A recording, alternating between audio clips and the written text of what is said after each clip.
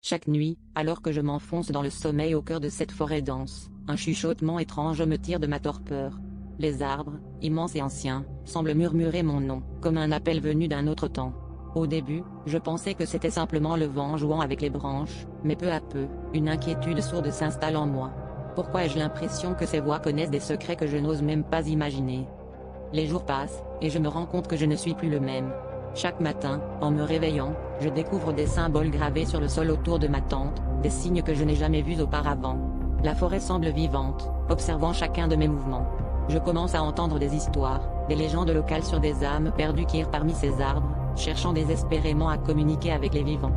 Il devient de plus en plus difficile d'ignorer le sentiment que quelque chose me guette, attendant le moment propice pour se révéler. Une nuit, alors que la lune éclaire faiblement la clairière où je campe, je décide de suivre les murmures. Ils me guident à travers les bois, vers une clairière inconnue. Là, au centre, se trouve un vieil hôtel couvert de mousse et de lierre.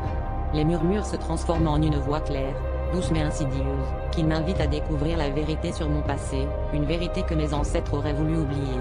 Avec une peur grandissante, je réalise que je suis lié à cet endroit bien plus profondément que je ne l'avais jamais imaginé. Je comprends enfin que les arbres murmuraient mon nom pour m'avertir. Cette forêt cache un secret, un pacte ancien auquel ma famille est liée depuis des générations. Un pacte qui exige un sacrifice. Alors que l'air devient glacial et que le silence s'épaissit, je sens une présence derrière moi. Avant de pouvoir me retourner, une main glacée se pose sur mon épaule, et une voix éthérée me murmure la vérité que je redoutais de découvrir. Je suis l'héritier de ce pacte, et ce soir, je dois choisir entre sauver mon âme ou condamner celle de mes ancêtres à jamais.